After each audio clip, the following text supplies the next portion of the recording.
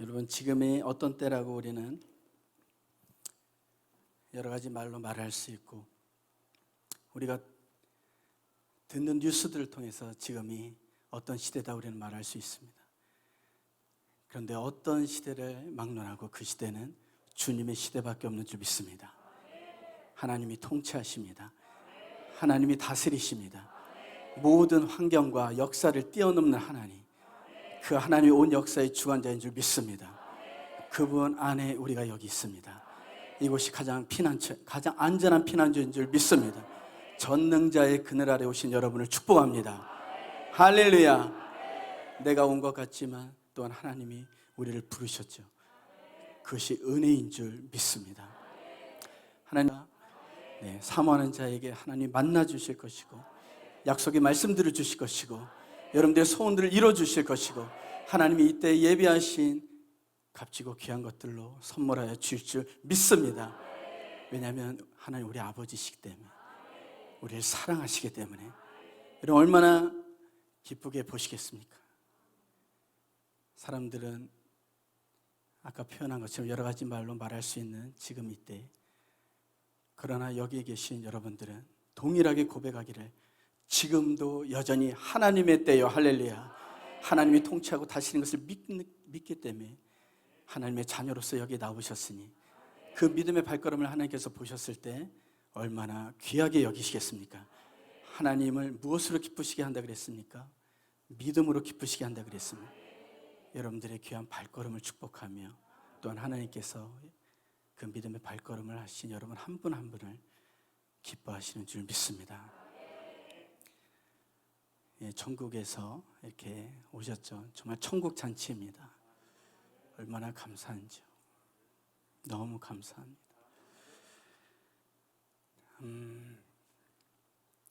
하나님께서 가끔씩 노래를 주실 때가 있는데요.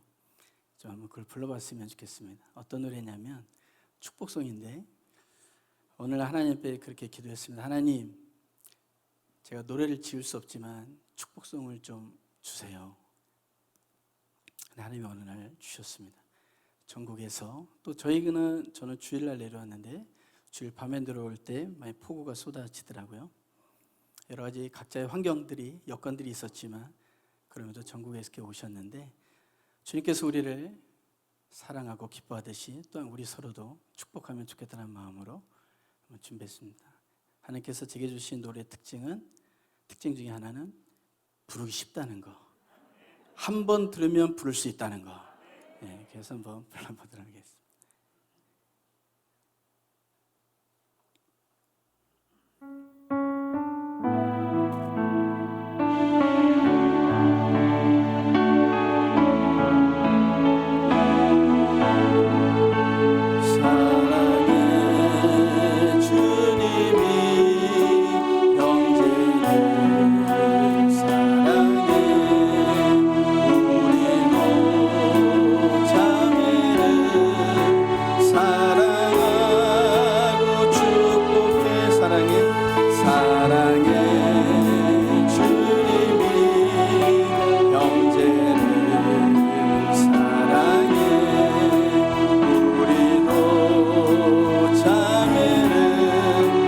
성자산식구들은 주님 안에서 한 가족이죠. 서로를 향해서 축복하십시다. 사랑해 주님이 형제를 사랑해 우리도 자매를 사랑하. 우리 뒤에 원장님을 향해서 사랑해 주님이 목사님 사랑해 우리도 목사님 사랑. 우리 주변에 자녀들이 있으면 우리 다음 세대 자녀들 향해서 사랑해 주님이 자녀를 사랑해 우리도 자녀를. 마지막으로 자기 이름을 넣어서 담대하게 자기 이름을 넣어서 사랑해 주님이 자신있게 주만이 사랑해 우리도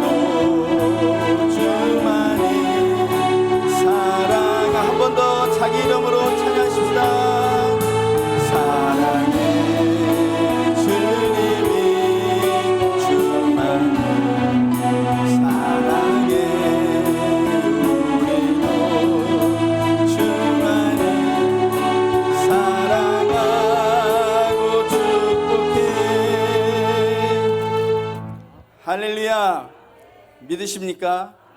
하나님이 날마다 우리에게 들려주고 싶은 음성이 있죠. 무엇이겠습니까? 내가 널 사랑한다. 내가 너와 함께 있다. 하나님 뭐라고요? 내가 널 사랑한다. 내가 너와 함께 있다.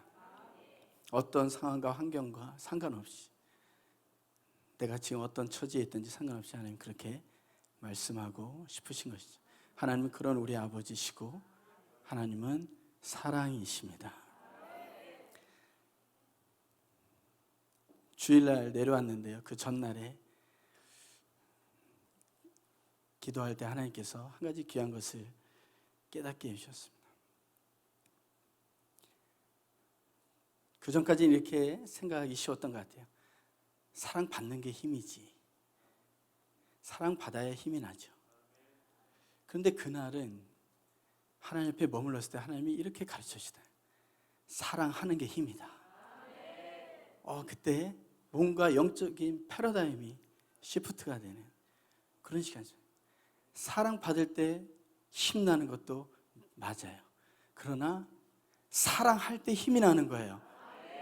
예수님을 보니까 예수님이 왜 지치지 않으셨을까? 그 광야길을 가시면서 그 한 영혼을 위해서 갈릴리 바다를 넘으시고 햇볕이 쬐는 그 광야를 지나서 그 눈먼 자에게, 그 안진뱅이에게, 그 소녀에게, 예수님도 힘드셨을 텐데, 근데 십자가에 달려 죽으시기까지 예수님은 성경에 보니까 피곤하셨더라, 뭐 지쳐서 쓰러졌. 그래서 예수님이 영혼들을 사랑하셨기 때문에, 그 사랑 때문에 예수님은 힘을 얻으신 것 같아요. 하나님께서 원수를 사랑하라 말씀하신 것도 마찬가지인 것 같습니다. 우리가 원수를 사랑할 때 우리에게 힘이 나는 거예요. 힘이 사라지는 것이 아니라 힘이 나는 겁니다. 여러분, 우리의 생각을 좀 바꾸면 좋겠습니다. 지금까지는 사랑 얻을 때 내가 힘이 났지만 이 시간 이후로는 이제 힘을 얻기 위해 더 사랑하는 것입니다. 지금 우리가 성자산 가족으로 이렇게 모였는데 3박 4일 동안 있으면서 그렇게 계속 고백하면 좋겠습니다. 우리 원장님 전화 드릴 때마다 여러분 다 아시죠? 예, 사랑하고 축복합니다. 여러분, 그것이 얼마나 영혼을 소생케 하는지 모릅니다. 우리 3박 4일 동안 있으면서 한 가족으로 있으면서 서로를 향해서, 또 주방에서 섬기시는 분, 또 찬양단으로 섬기시는 분, 우리 방송으로 섬기시는 분, 모든 분들을 향해서 계속해서 사랑합니다, 축복합니다, 계속 이렇게 고백해주는 천국잔치 이루어지기를 주님의 이름으로 축원드립니다. 모든 것이 은혜입니다. 그래서 우리가 할 수 있는 건 감사밖에 없는 것이죠. 정말 비천한 저 자신입니다. 그런데 런코리아라는 이름으로 이 자리에 설 수 있는 것도 다른 것 아무것도 아니고 고백할 수 있는 그 단 한 가지는 하나님의 은혜라는 것이죠. 그래서 감사드릴 뿐입니다. 아까 우리 집사님 간증해 주셨는데, 네, 옛날 생각 많이 났습니다. 저도 9년 전에 와서 많이 떼굴떼굴 뒹굴면서 제 안에 있는 것들이 나갈 때는 왜 이렇게 요란하게 나가는지 모르겠는데, 그런 시간들도 생각이 나고 그렇게 했습니다. 뭐 아시나 본데 은혜입니다.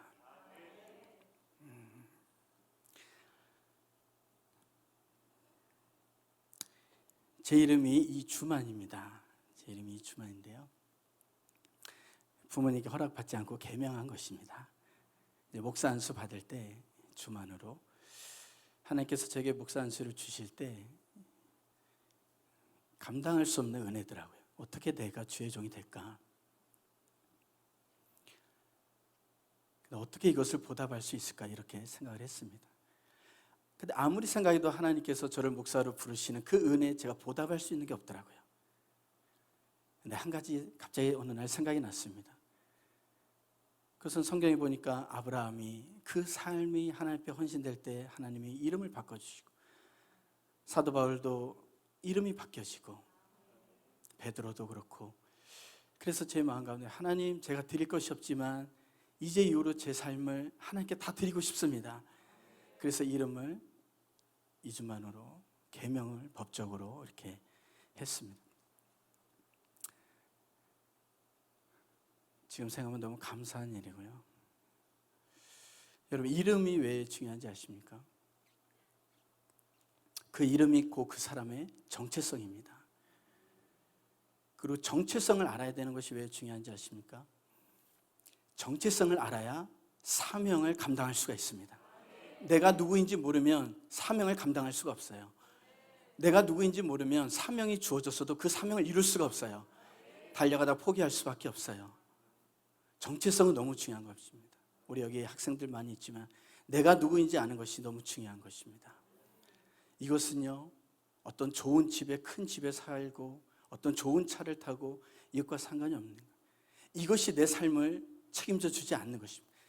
세상의 어떤 기준들이, 화려한 기준들이 나를 책임져 주지 않는 거예요. 정말 중요한 것은 내가 누구인지 아는 것, 그것이 너무 중요한 것입니다. 왜냐하면요, 하나님은 비전의 하나님이십니다. 하나님은 우리에게 비전을 선포하세요. 하나님의 비전이 어떤 것인지 보여주십니다. 그리고 근데 그 비전을 이루실 때 하나님은 혼자 하지 않으세요. 하나님은 그 비전을 우리와 같이 하기 원하십니다. 우리는 하나님의 친구들이고 동료들인 것이에요. 하나님은 우리를 종으로 부르신 것입니다. 그래서 하나님의 그 비전을 이루기 원하세요. 그 비전을 이루시기 위해서 각 사람에게 주시는 것이 무엇입니까? 그것이 사명이에요.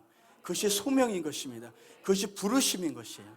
그런데 그 부르심을 감당하기 위해서는 내가 누구인지 알아야 하는 것입니다. 성경의 대표적인 예가 무엇입니까? 하나님께서 가나안 땅, 약속의 땅으로 주셨어요. 그리고 그 약속의 땅으로 주신 하나님이 어떤 분이신지 수많은 기적을 통해서 이스라엘 백성들에게 보여줬습니다. 여러분, 너무나 큰 기적들이잖아요. 그런데 코앞에서 이제 가나안 땅 들어가면 되는데 12명의 정탐꾼을 보내서 그들에게 좋은 소식을 가져와서 이스라엘 백성들이 신이 나서 힘있게 가나안 땅으로 드디어 들어가는 그 순간인데 12명의 정탐꾼이 들어가서 그 중에서 10명이 스스로를 향해서 뭐라고 얘기합니까? 나는 메뚜기와 같다. 우리는 저들의 밥이다라는 거예요. 그들이 하나님의 백성이었지만 그들이 가졌던 정체성 무엇입니까? 메뚜기였던 것입니다. 가나안 땅에 들어갈 수 있었습니까? 못 들어갔습니다. 여러분들 자신에 대해서 뭐라고, 나는 누구라고 생각하고 계십니까? 나는 누구라고 생각하고 계십니까? 여러분 자신은 누구입니까? 저 교회 다녀요. 저 크리스찬입니다. 근데 여러분은 누구십니까? 하나님이 여러분들에게 주신 그 사명을 감당하기 위해서는 저희 여러분들이 반드시 알아야 되는 바로 정체성인 것이죠. 그리고 그 이름에는 정체성과 또 사명이 있는 것입니다. 그런데 우리가 또 부모님이 지어주신 이름이 있곤 하지만 또 그 이름 외에 하나님께서 이런 집회들을 통해서 또 우리에게 또 말씀하시는 또 새 이름이 있을 수 있어요. 그리고 부모님이 주신 이름도 귀한 것입니다. 할렐루야. 이 시간 그래서 제가 나누기 원하는 것은 하나님의 비전, 그리고 그 비전을 이루기 위한 우리의 사명, 그러나 그 전에 그 사명을 이루기 위해서 우리의 정체성을 알아야 한다는 것을 좀 먼저 나누고 싶습니다. 저는 이름을 개명하긴 했지만 또 그때가 제가 목사 안수를 받는 때였긴 했지만 전 되게 자신감이 없었던 사람이었습니다. 담대함은 감히 꿈꾸지 못하고 자신감이 정말 없었어요. 그때 이미 목사 안수를 받는 때였는데도 저는 그랬습니다. 이런 용어를 들어보셨는지 모르겠어요. 낮은 자존감. 들어보셨는지 모르겠어요. 우리 청소년 때 중요한 것이 뭐예요? 자존감이죠. 그렇죠? 근데 저는 긍정적인 그런 자존감이 아니라 낮은 자존감 가운데 있었어요. 제 자신에 대해서 자신이 없었어요. 그러다 보니까 남 앞에 서서 내가 하고 싶은 말을 잘하지 못하는 것입니다. 여러분, 그러한 제가 하나님께서 제게 주신 꿈을 제가 이룰 수 있겠습니까? 아니에요. 제 마음에는 오히려 외로움이 더 많이 있었어요. 그러면서 어느 날 돌아보게 됐습니다. 왜 이렇게 난 자신감이 없지? 나는 왜 이렇게 담대하지 못할까? 왜 사람들 앞에 서면 이렇게 머뭇거리지? 왜 자꾸 나는 나 스스로 외롭다라고 할까? 그냥 어디론가 피하고 싶고 숨고 싶고 이런 때가 왜 이렇게 많지? 그때 제가 좀 어느 시간에 좀 과거를 좀 돌아보게 되었습니다. 그러니까 좀 저에게 그렇게 제가 자신감이 없게 된, 또 정체성이 없게 된 환경이 조금 가정 안에 있었더라고요. 저희 아버지께서 저에게 어떤 말을 하실 때 참 많은 욕을 하셨어요. 그러니까 그 욕을 하니까는 그 욕을 어렸을 때부터 많이 들었거든요. 근데 어렸을 때 아버지가 그렇게 얘기하면 걷다 대고 제가 아버지 난 그런 사람이 아닙니다. 저는 바보가 아니라니까요. 이렇게 좀 용기 냈을 수 있었던 사람도 있었겠지만 전 그렇지 못했어요. 고등학교 때 제가 내가 오늘도 아버지께서 나에게 욕을 하시면 내가 아버지 저는 그런 사람이 아닙니다. 이렇게 얘기해야겠다. 너무 힘들었으니까. 여러 가지 말을 막 욕을 했는데 제가 어릴 때부터 그것을 이렇게 먹고 자랐던 것 같아요. 근데 고등학교 때 어느 순간이 됐는데 그때도 아버지께서 어떤 욕을 하셨는데 저를 되게 인격적으로 깎아내리는 그런 말이었어요. 근데 제가 드디어 그때 아버지 왜 그렇게 말씀하세요? 저는 그런 사람이 아니라고요. 이렇게 말했으면 좋은데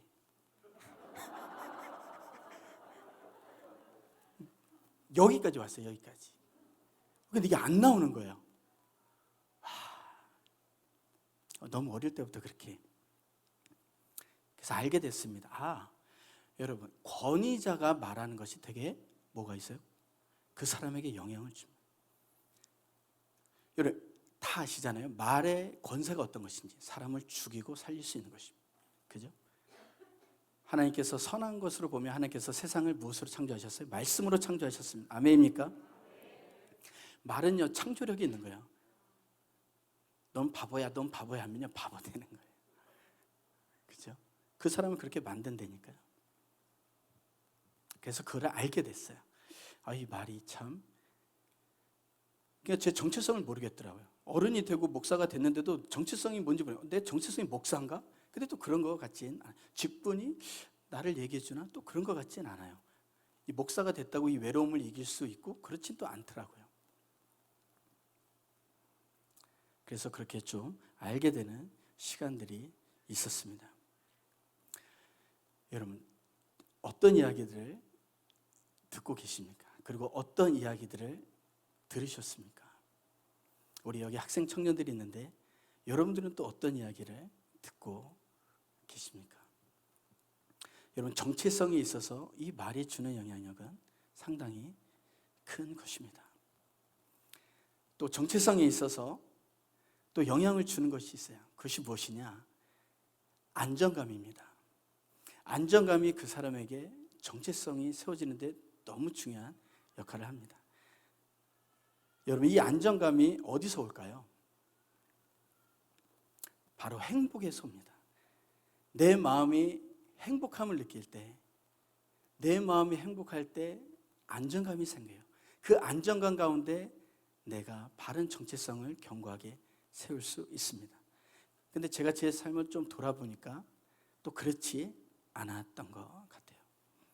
그러면 이 행복은 어디서 올까? 근데 제가 한 가지 어느 날 딱 생각이 났어요. 제가 중학교 때 부모님께서 제가 중학교 때 부모님께서 너무 사이가 좋으셨어요. 어느 날 순간 갑자기. 근데요 저도 모르게 제 안에서 이런 고백이 나왔어요. 무슨 고백이 나올게요? 행복해.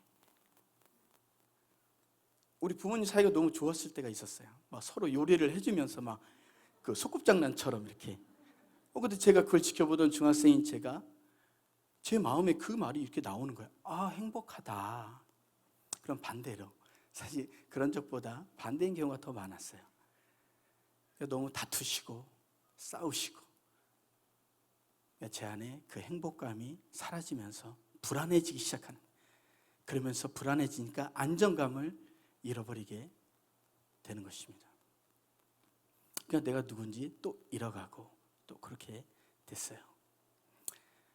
여러분, 우리 자녀들에게 정말 중요하게 줄 수 있는 것은 바로 무엇이냐면 이 안정감입니다.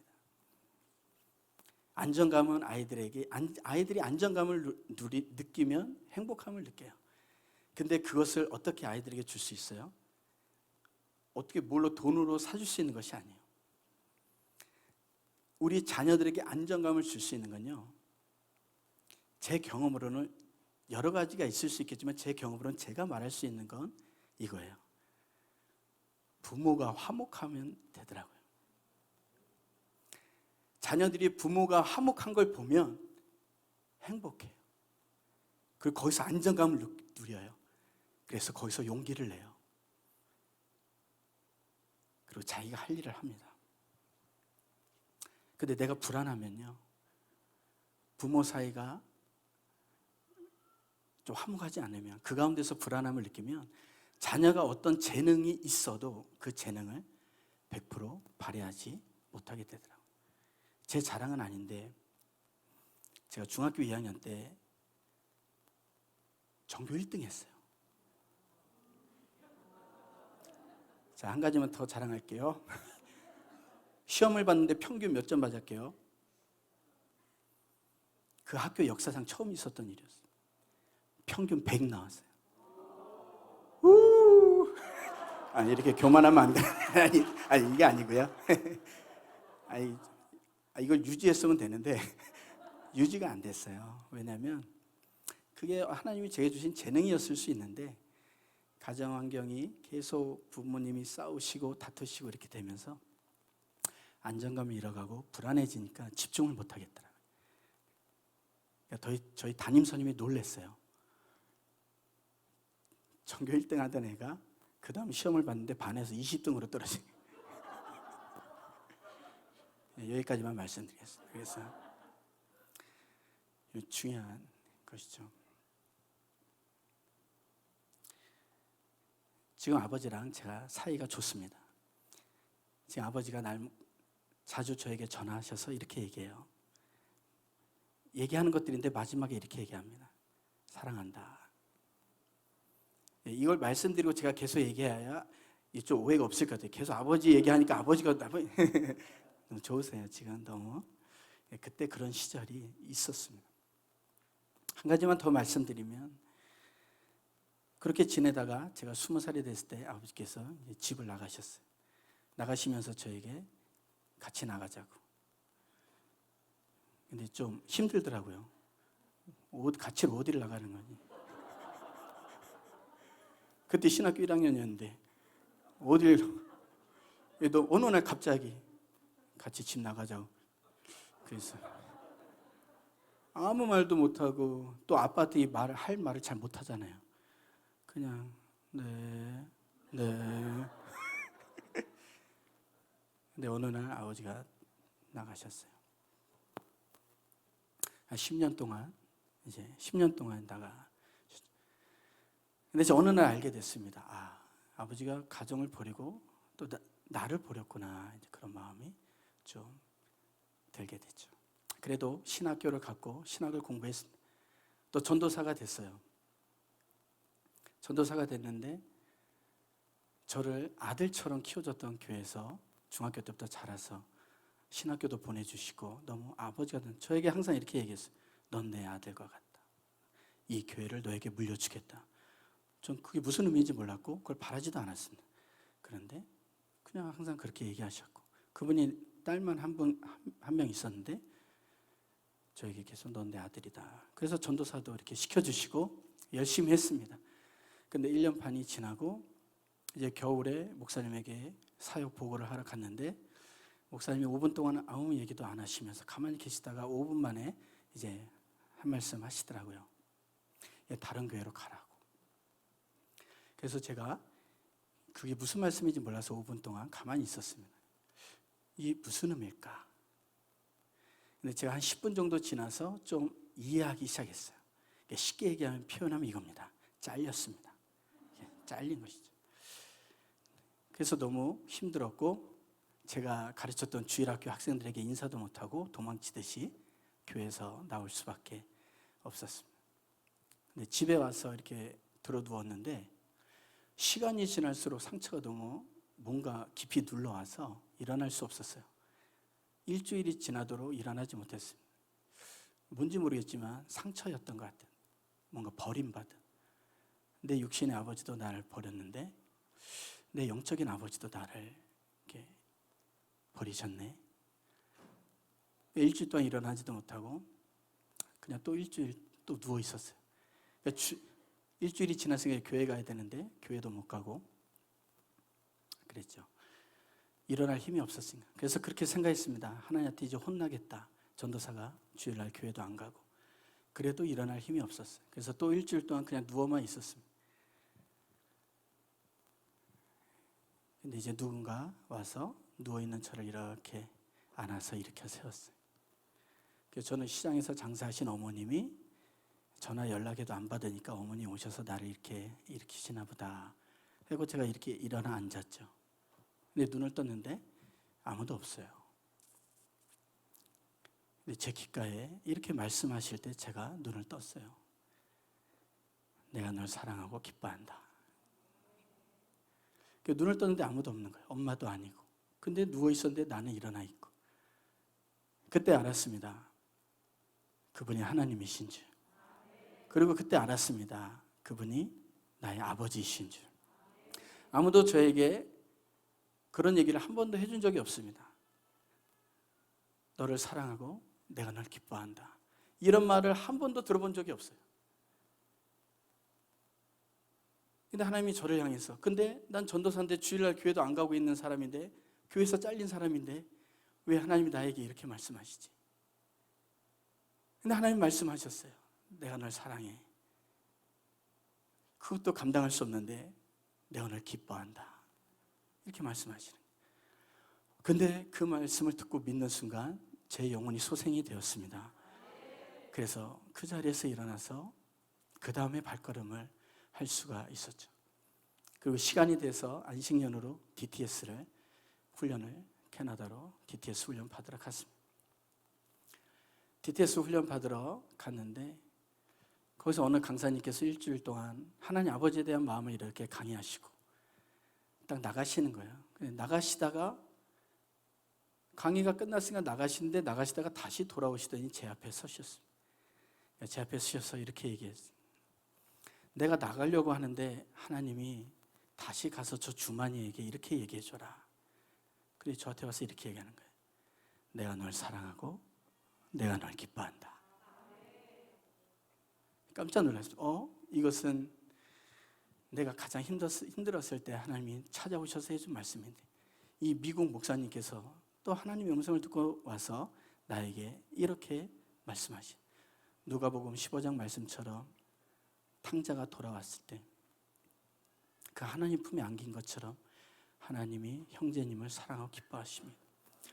그러면서 그분 손에 있는 반지를 빼서 제 손에 끼워주는 거예요. 그분의 39년 된 결혼 반지를 끼워주셨습니다.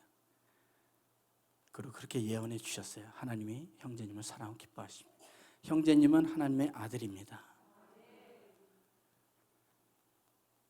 육신의 아버지가 떠나 나를 버리시고 영적인 아버지도 저를 버리셨지만 하나님은 정확히 2번 저에게 찾아와서 이렇게 말씀하세요.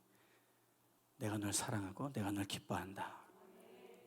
그래서 반지를 뺏어 주려고 했는데 아니라고, 주는 거라고 이렇게 말씀해 주셨습니다. 하나님께서 이 밤에 여러분들에게 동일하게 말씀하시는 줄 믿습니다. 사랑하는 아들아, 딸아, 내가 널 사랑하고 기뻐한다. 이것은 누가복음 3장 22절에 하나님께서 예수 그리스도를 향해서 말씀하신 것이죠.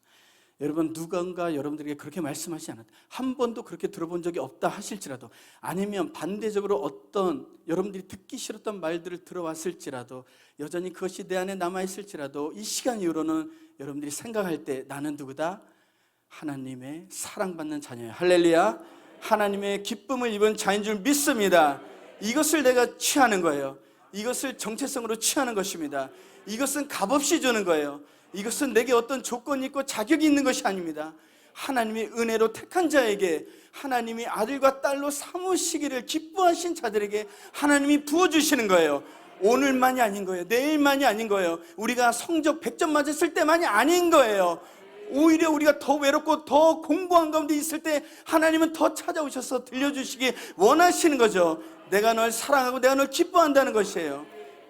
이것이 진리인 것입니다. 아무도 빼앗을 수 없는 것이죠. 이것을 취했을 때 비로소 우리는 하나님이 내게 주신 꿈을 향해서 나아갈 수가 있는 것이죠. 이 반지는 이제 그 반지는 아니고요. 제가 그 반지는 이제 13년 동안 작년까지 제 정체성으로 끼고 있었습니다. 그러다가 작년에 이제 귀한 분을 만나셔서 하나님께서 예비하신 귀한 짝을 만나서 또 결혼을 이렇게 함으로써 이제 반지가 바뀌었죠. 할렐루야. 예. 그래서 이제 작년에 또 이제 다음 주가 또 1주년인 것 같습니다. 그래서 또 여기서 결혼식을 하고 또 그랬던 시간들이 또 생각이 납니다. 너무 하나님께 감사하고 그렇게 또 1주년 동안 잘 지냈고 또 하나님께서 그 사명을 잘 이루며 달려가도록 또 이렇게 때에 맞게 배필을 주셔서 또 잘 감당하고 있습니다.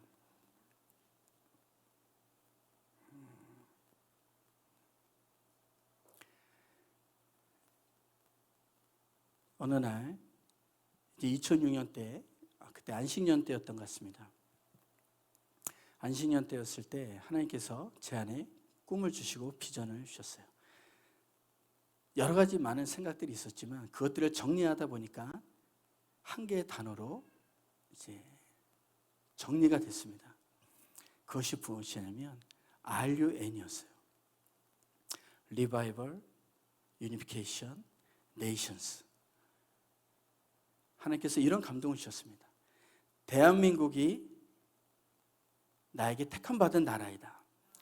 마지막 때 온 열방, 네이션스, 온 열방을 향해서 복음을 전할 나라이다. 그런다, 그러기 전에 통일이 돼야 된다. 그런데 그러기 전에 부흥이 있어야 된다. 그 말씀을 주셨어요. 그러면서 그것을 한 글자씩 따니까 런이 되는 거예요. 그리고 런 코리아가 됐습니다. 그래서 그것을 믿음으로 취하게 됐어요. 그래서 이렇게 캠프하는 것처럼 2015년 전이죠. 그렇게 비전을 취하고 지금까지 달려오고 있습니다. 여러분, 그럴 수 있었던 것은 15년 동안 제가 하나님께서 부르신 그렇다고 아닙니다. 귀하게 15년 동안 하나님 은혜 가운데 열심히 달려왔습니다. 하나님 앞에서. 근데 여러분, 그럴 수 있었던 이유는요, 다른 것이 아니에요. 무엇이에요? 하나님이 주신 그 정체성, 그것을 제가 취했기 때문이에요. 내가 널 사랑하고 내가 널 기뻐한다는 것을 제가 믿고 계속해서 그것을 붙잡았기 때문에 하나님께서 주신 사명을 지금까지 이룰 수가 있었던 것입니다. 그러나 여기서 끝나지 않고 계속 달려가야 될 길이 있는 것이죠. 사랑하는 성도님들, 저뿐만이 아니라 당연히 여기 계신 모든 분들에게 하나님께서는 사명을 주신 줄 믿습니다. 그걸 부르심이라고도 해요. 여러분, 그것은 비교할 필요가 없는 것이에요. 아멘입니까? 비교할 필요가 없는 것이에요. 그것은 하나님 앞에 모두가 선한 것입니다. 하나님의 뜻 가운데 여러분들에게 다 주신 거예요. 그것을 감사함으로 취하면 되는 것입니다. 그리고 그것을 향해 달려가면 되는 것이에요. 그런데 여러분, 그 전에 해야 될 것이 바로 여러분들의 정체성을 붙드는 것이에요. 하나님이 진리 가운데 말씀하신 그것을 붙드는 거예요. 꼭 제가 말씀하신 이 말씀이 아닌 것일 수 있어요. 하지만 하나님께서 여러분들의 삶 가운데 만나주시고 그때 약속으로 들려주신 그 말씀, 그것을 나의 것으로 취할 때에 이 사명을 향해서 달려갈 수 있는 것입니다. 그런데 원수는 계속해서 우리에게 거짓말을 하는 거예요. 너는 그렇게 할 수 없다라고 말하는 것입니다. 너는 그렇게 할 수 없어. 너가 뭔데? 넌 그럴 수 없잖아. 너가 알잖아. 사단은요, 우리에게 거짓말을 하는 거예요. 그리고 그 거짓말을 가지고 우리의 삶을 묶어버립니다. 왜 그럴까요? 우리가 하나님께서 받은 사명을 감당하지 못하게 하기 위해서 그렇게 하는 것입니다. 제가 그랬습니다. 사랑하는 성도님들, 제가 그랬어요. 제 삶을 돌아보면 제 삶이 그랬습니다. 제가 크리스찬이었고 하나님께서 주신 직분도 있었어요. 그러나 힘써 감당하지 못했습니다. 왜냐하면 하나님이 말씀하신 그 진리를 내가 취하지 않고 사단이 거짓말 가운데 나에게 말하고 있는 것을 내가 취하고 그것대로 살았기 때문이에요. 그렇게 살다 보니까 이제 그것이 나에게 익숙해지는 것입니다. 나는 크리스찬의 옷을 입었는데, 나는 하나님의 자녀라는 것을 나도 믿겠는데 내 삶을 보면 그렇게 살아가고 있지 않은 거예요. 여전히 자신감이 없고 여전히 외로움 가운데 있는 제 자신을 보게 되는 것입니다. 그리고 사단이 거짓말 가운데 주는 그 옷을 내가 입고 있는 거예요. 이미 그것은 예수 그리스도께서 십자가에 못 박아서 벗겨버리신 옛 자의 옷인데 그것을 내가 다시 입어버리는 거예요. 그리고 그것을 입고 입으면서 그것이 내 삶에 익숙해져 버리는 거예요. 여러분, 그 옛 자의 옷을 입어버리면 어떻게 됩니까? 내 삶이 그렇게 살아가는 거예요. 내 삶이 그렇게 살아가면 열매는 어떤 열매를 맺겠어요? 그런 열매를 맺는, 하나님을 향해서 생명의 열매를 맺는 것이 아니라 내가 크리스천임에도 그렇게 되는 거예요. 제 삶이 그랬습니다. 근데 여러분, 이 시간 도전하는 것은 이거예요. 이제 그 거짓을 내가 취하지 않기를 원하는 것입니다. 하나님의 뜻이야. 할렐루야. 이제 그 거짓은 예수 그리스도의 진리 가운데 끊어질지어다. 여러분들의 삶 가운데 매이고 있었던 것이 무엇입니까? 여러분들의 삶 가운데 달려가지 못하도록 묶었던 그 거짓은 무엇이에요? 이제 그것이 이 집회 가운데 끊어지기를 예수 이름으로 축원합니다. 여러분들의 가정을 묶었던 것은 무엇이에요? 여러분들의 가정, 하나님이 택하시고 정말 하나님이 거할 거룩한 처소로 택하신 여러분들의 가정 가운데, 여러분들의 그 각 가정을 통해서 이루시고자 하시는 하나님의 그 놀라운 비전, 그 꿈, 여러분들의 자녀들을 향해서 꿈꾸시는 하나님의 그 꿈, 그것을 하나님이 이루기 원하시는데, 그런데 그렇게 하지 못하도록 묶었던, 여러분들의 가정을 묶었던 그 거짓은 무엇이에요? 여러분들의 자녀들이 그렇게 살지 못하도록, 그렇게 자라가지 못하도록 묶었던 그 거짓 진리는 무엇이에요? 여러분, 충분합니다. 이제 내가 진리가 아닌 거짓으로 살았던 건 이전 삶으로 충분한 거예요. 할렐루야. 더 이상 그렇게 살 수 없는 거예요. 세월을 아끼라는 거예요. 주님 다시 오시는 거예요. 주님 앞에 충성하여 달려가야 될 줄 믿습니다. 비진리는 끊어질지어다. 내 자녀에게 영향력을 줬던 모든 사단의 거짓들이 예수님은 끊어질지어다. 다 끊어져. 요한복음 10장 10절 말씀에 너무나 중요한 말씀이에요. 한번 띄워주실래요? 요한복음 10장 10절. 같이 읽읍시다. 시작. 도둑이 오는 것은 도둑질하고 죽이고 멸망시키는 것뿐, 내가 온 것은 영으로 생명으로 더 풍성히 얻게. 사단은 저거를 하는 거예요. 우리의 삶을 도둑질하고 우리를 죽이려고 하고 우리 가정 멸망시키려 하는 거예요. 사명을 이루지 못하게 하는 것입니다. 이것이 사단이 하는 거예요. 거짓말을 가지고. 그런데 예수님은 뭐라 말씀하셨어요? 우리를 구원한 정도가 아니라, 크리스찬이 되게 하신 정도가 아니라 무엇이에요? 생명력을 더하시겠다는 거예요. 이 마지막 때 필요한 것은 바로 생명입니다.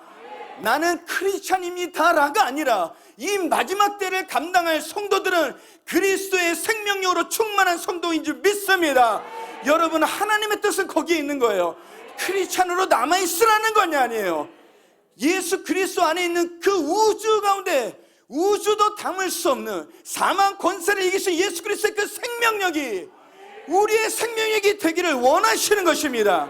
우리의 가정의 생명력이 되기를 원하시는 거예요. 더 이상 빼앗기지 마십시다. 여기 계신 청소년들, 청년들이요, 더 이상 빼앗기면 안 되는 거예요. 우리 다음 세대 귀한 아이들, 더 이상 빼앗길 수 없는 것이죠. 생명력을 취해야 되는 것입니다. 하나님이 우리에게 뭐라 말씀하십니까?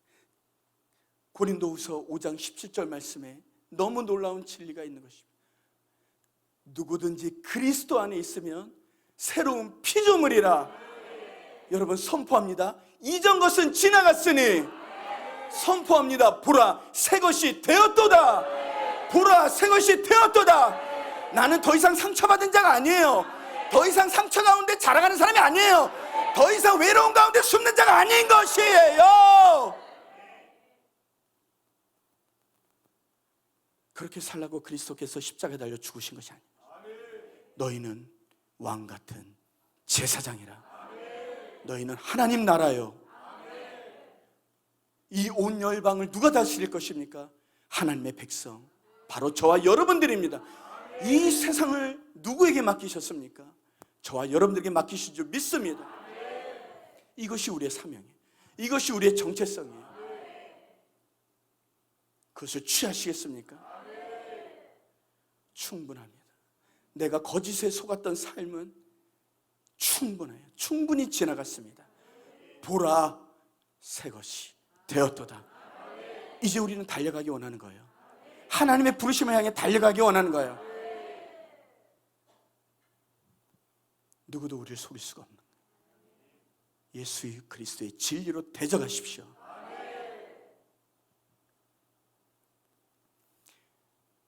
하나님께서 대한민국을 향해서 주신 꿈이 무엇입니까? 온 열방을 섬길 제사장 나라로 하나님 부르신 것입니다. 복음의 첫 번째 주자로 이스라엘을 부르시고 복음의 마지막 주자로 하나님이 코리아를 부르신 줄 믿습니다.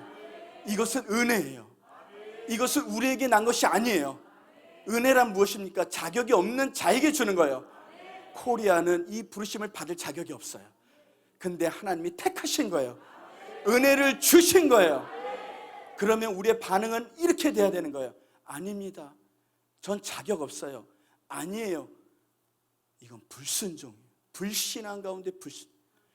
정말 믿음이 있는 자는 반응을 그렇게 하는 것이 아니에요. 그러함에도 불구하고 믿음으로 그걸 취하는 것입니다. 대한민국은 그래야 되는 거예요. 대한민국에 여러 상황들이 있어요. 그러나 그 뉴스 소식을 듣는 것이 아니라 하늘의 하나님께서 대한민국을 향해서 말씀하시는 하나님의 부르심을 들어야 될 줄 믿습니다. 주님 다시 오시는 이 급한 때에 코리아여 일어나 주의 오실 길을 예배할지어다. 이것이 거룩한 제사장 나라로서의 부르심입니다. 원수는 그렇게 하지 못하도록 끊임없이 이 나라를 혼란에 빠뜨리고 여러 가지 거짓과 여러 가지 동성애, 낙태 여러 가지로 공격해 오지만 하나님이 이 나라 살리라고 누굴 맡겨주신 거예요? 저와 여러분들을 깨워주신 줄 믿습니다. 이 나라를 위해 중보기도 하라고 성자산을 사용하신 줄 믿습니다. 기도원들이 다 잠잘 수밖에 없는 이때에 하나님이 왜 이곳을 하늘을 향해서 열어놨습니까? 이 나라 살리라고. 할렐루야! 대한민국의 부르심은 바로 그것입니다. 그런데 하나님께서 말씀해 주시는 거예요. 그러나 그것을 위해서는 통일이 되어야 된다는 거예요. 왜 그런지 사진을 한번 보도록 하겠습니다. 여러분, 이것은 아시안 하이웨이라고 합니다. 런코리아에서 지난번 동해안 아시안 하이웨이 6번 도로 투어를 하고 왔는데,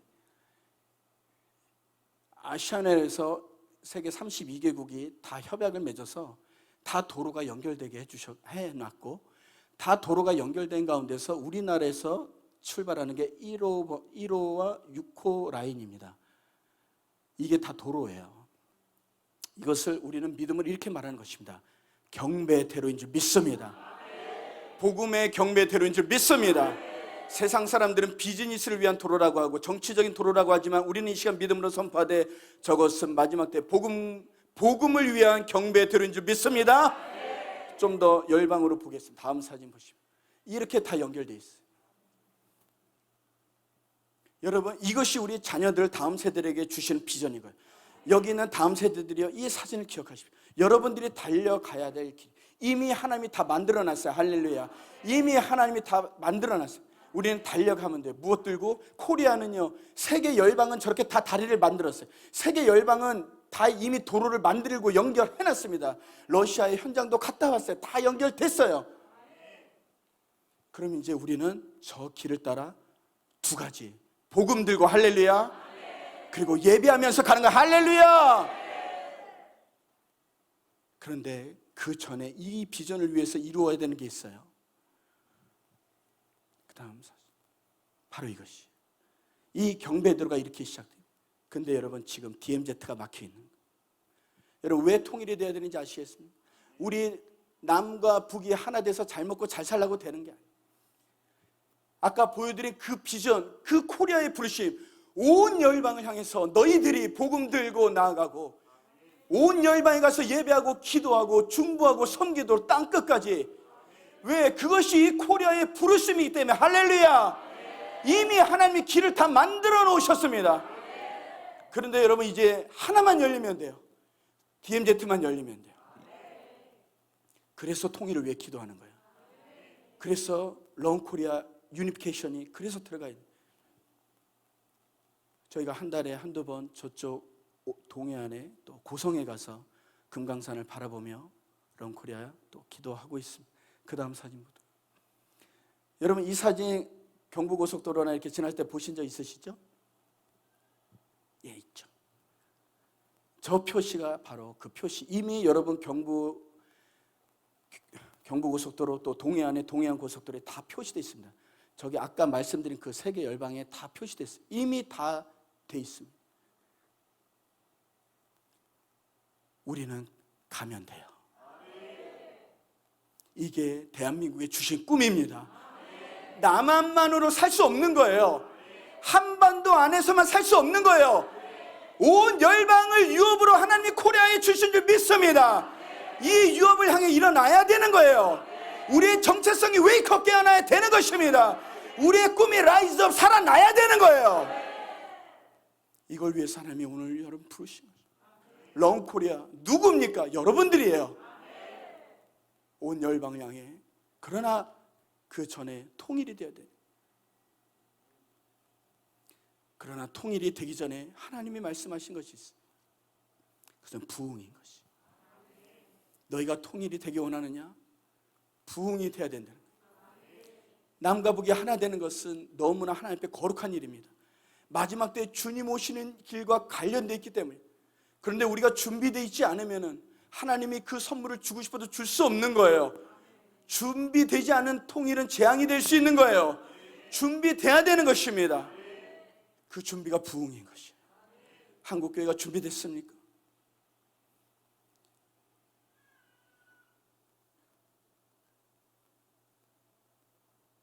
우리의 믿음이, 우리의 사랑이 준비됐습니다.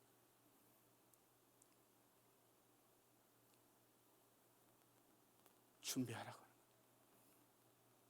부흥이 있어야 됩니다. 여러분 부흥은 무엇입니까? 부흥은 사랑에 관한 거예요. 부흥은 사랑에 관한 거예요.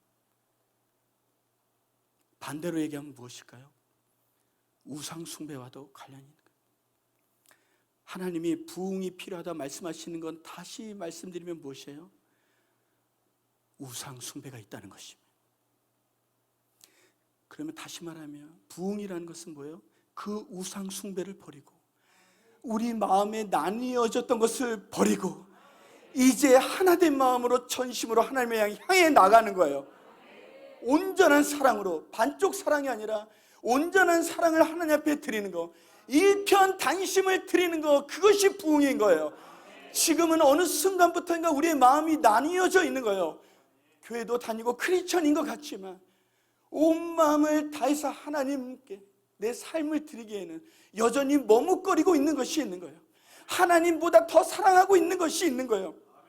하나님보다 더 의지하고 있는 것이 있는 거예요. 교회 다니는 것 같고 경건의 모양은 있지만 경건의 그 능력 가운데는 연약한 우리 모습이 있는 거예요. 제 모습이 그러한 것입니다. 그런데 하나님은 이 마지막 때, 이 급한 때에 우리에게 말씀하시는 거예요. 너희의 온전한 마음, 그것을 달라고 하시는 거예요. 나와 너 사이에 다른 것을 두지 말라는 거예요. 우리가 하나님 외에 사랑하고 의지하거나 특별히 지금 같은 이러한 때에 우리의 믿음이 드러날 수 있는 거예요. 내가 정말 하나님을 사랑했나? 내가 정말 생명 다해 하나님 사랑했나? 내가 정말 하나님을 예배했나? 우린 돌아볼 수 있는 것입니다. 코로나가 우리에게 많은 불편함을 주지만 그러나 반대로 또 한 가지는 우리의 신앙을 돌아볼 수 있는 또한 그런 시간이 되는 줄 믿습니다. 나의 하나님을 향한 사랑은, 하나님을 향한 나의 삶은 온전한 것인가? 근데 하나님이 이때 그걸 원하시는 거예요. 대한민국을 향해서, 한국교회를 향해서, 오늘 나와 있는 저와 여러분들 향해서 부흥을 원하는 거예요. 그것은 온전한 사랑이에요. 하나님도 즐거워하고 다른 것도 즐거워하고, 하나님도 의지하고 돈도 의지하고, 하나님을 사랑하고 돈도 사랑하고, 이것이 아닌 거예요. 이제 이 마지막 때는 하나님이 정금 같은 섞이지 않는 온전한 사랑을 고백하는 거룩한 신부들을 찾으시는 줄 믿습니다. 그러한 신앙을 향해서 우리는 달려가야 되는 것이죠. 여러분, 그 부흥을 위해서 함께 기도하시다. 할렐루야. 그 부흥이 이 대한민국 가운데 하나님을 향한 일편단심이 일어날 때에 그 부흥의 불꽃, 그 사랑의 불꽃이 이 남한 땅 곳곳에 피어날 때에 한순간에 저 DMZ는 무너질 줄 믿습니다. 그리고 하나님이 주신 그 열방을 향해서 우리는 하나 되어 달려갈 수 있는 것이죠.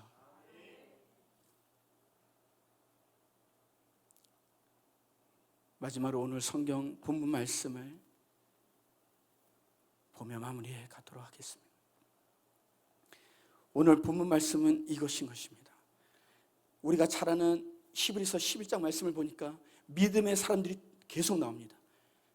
믿음, 아브라함, 모세, 노아가 어땠고 다윗, 그 믿음의 선조들에서 쭉 나오면서 39절에 그런데 이렇게 표현합니다.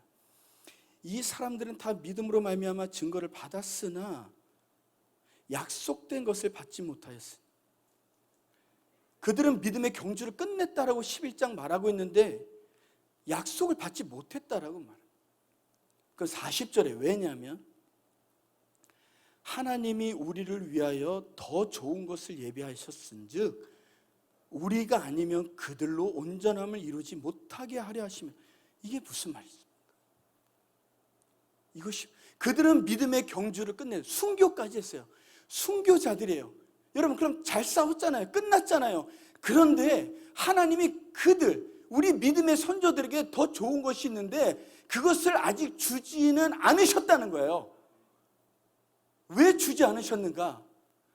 이후의 말씀을 보니까 그것은, 그 상은 끝날 때 주는 거래요.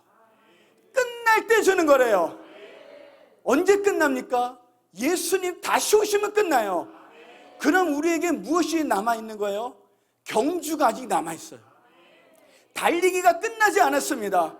믿음의 선조들이 11장에서 소개하는 것처럼 열심히 달려오고 했어요. 마치 이어달리기 하는 것처럼 바톤을 이어주고 바톤을 이어주고 바톤을 이어주고, 그래서 이스라엘 시작해서 쭉쭉 와서 미국으로 와서, 영국에서 미국으로 한국에서 아직 끝나지 않았대요. 그러니까 그들이 지금 상을 기다리고 있는 거예요. 우리 믿음의 선배들이 주님 곁에 있어서 좋지만 더 온전한 상을 지금 기다리고 있는 거예요. 근데 그 온전한 상은 언제 끝나냐? 경주가 끝날 때, 마라톤이 끝날 때 그 상이 주어진대요. 그럼 여러분, 그건 누가 끝내요? 그 남은 경주 누가 끝냅니까? 그 남은 경주 누가 끝내요? 우리가 좀 더 가까이 얘기합시다. 그 남은 경주 누가 끝냅니까? 할렐루야! 우리가 런코리아인 것이죠. 여러분, 우리가 달려갈 때요, 여러분, 이제 말씀 마무리합니다. 지금 우리 달리고 있는 거예요. 여러분, 이제 정체성 아셨죠? 그러면 여러분 이제 사명 생각하셨죠? 그럼 이제 달려가는 거예요. 할렐루야! 포기하면 안 되는 거예요. 달려가야 돼요. 그런데 보세요, 여러분, 우리가 달려갈 때 외로울 수 있잖아요. 달려갈 때 외로울 수 있는데 오늘 성경에 보니까, 여러분 12장 1절에 보니까 우리에게 구름같이 둘러싼 허다한 층들이 있어요. 우리가 달려갈 때 믿음의 선조들이 증인이 되어서 우리가 달려가는 것을 지켜보고 있대. 할렐루야! 그리고 응원하고 있대요. 할렐루야! 외롭지 않은 거예요. 옆에 있는 분들이 같이 달려가고 있습니다. 할렐루야! 그런데 응원하는 사람들이 있대요. 믿음의 선조들이 응원하고 있대요. 또 누가 응원하고 있습니까? 우리 주 예수 그리스도께서 응원하시니 믿습니다. 우린 포기할 수 없는 거예요. 다시 일어나십시오. 우린 달려가야 되는 거예요. 언제까지? 부흥이 올 때까지. 할렐루야. 통일이 될 때까지. 할렐루야. 주님 다시 오실 때까지. 할렐루야. 이 바톤을 놓을 수 없는 거예요.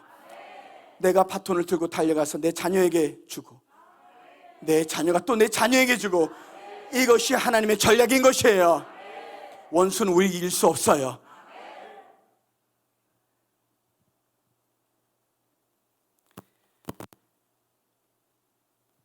우리가 이 영상을 보기 원하는데요, 여러분 이제 영상을 볼 때 이 달리는 사람이 나라고 생각하세요. 그리고 여러분들이 그 바톤을 쥐었다고 생각하세요. 그리고 달리기를 하는 장면을 영상으로 보실 것인데, 이제 그 관중석에 있는 수많은 응원하는 사람들은 누구다? 믿음의 증인들이. 할렐루야. 여러분 이 영상 보기 전에 우리 마음을 준비하십시다. 여러분 취하시겠습니까? 이걸 믿음으로 취하시겠습니까? 그 바톤은 이제 저와 여러분들에게 주어졌어요. 여러분 괜찮아요. 이전에 내가 실패했었고,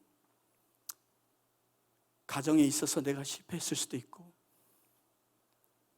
자녀와의 관계에서도 내가 실패했을 수도 있어. 내 삶을 돌아볼 때 참 하나님 앞에 부끄러운 삶이라고, 그래서 난 실패했다고 말할 수 있어요. 그래요. 근데 여러분 어제까지 그렇게 하십시오. 할렐루야. 오늘은 새날인 거예요. 할렐루야. 더 이상 거기에 매이지 마세요. 다시 앞을 향해서 그 부르심을 향해 달려가라고 하나님이 이 시간 부르시죠. 믿습니다. 그건 은혜인 것이에요. 힘을 내세요. 용기를 내세요. 누가 우리와 함께 하십니까? 세상 끝날까지 내가 너와 함께 하리라. 성령께서 우리를 인치심 받아요. 주님 다시 오실 때까지. 헛된 것이 나를 표박는 것이 아니라, 이 사람은 내가 피로 값주고 산 내 아들이고 내 딸이다라고 증명할 완벽한 인치심이 성령이 우리 안에 들어와 계신 줄 믿습니다. 이거는 뺄 수가 없는 거예요. 우리가 그 나라 가기까지 성령님은 우리를 떠나지 않는 거. 다시 달려가십시다. 영상을 보실 준비가 됐습니까? 저 주인공은 바로 저와 여러분들인 거예요. 마지막 종목 남자 400m. 그러나 이것은 혼자 달려가지 않고 이어 달리기예요. 자, 볼륨 좀 키워주시죠. 자메이카에 있는 스타트 선수가 상당히 빨리 나왔습니다. 자, 그리고 미국의 트레 키먼스. 저와 여러분들이 복음의 바톤을 들고 달리는 거예요. 믿음의 선조들이, 증인들이 응원하고 있는 거예요. 포기하지 말라고 하는 거예요. 다시 일어나라고 하는 거예요. 잘 일어났어요. 우승자 블레이크. 예수님이 일어나실 겁니다. 우리의 경주를 보고 있는 거예요. 이제 얼마 남지 않았어요. 주님 오실 날이 얼마 남지 않았어요. 달려가는 거예요. 주님 앞에 안기는 거예요. 37초 04. 주님께 영광의 박수를 올려요. 세계 신기록입니다. 37초 04. 자메이카 마지막 날 경기에서 세계 신기록. 저렇게 기뻐하고 저 때의 온전한 상이 주어지는 줄 믿습니다. 기다리고 있는 거예요. 우리를 기다리고 응원하고 있는 거예요. 일어나라는 거예요. 달려가라는 거예요. 바로 3번 주자로 뛰었었던 브레이크 선수가 누구에게 바톤을 줄 수 있느냐? 과연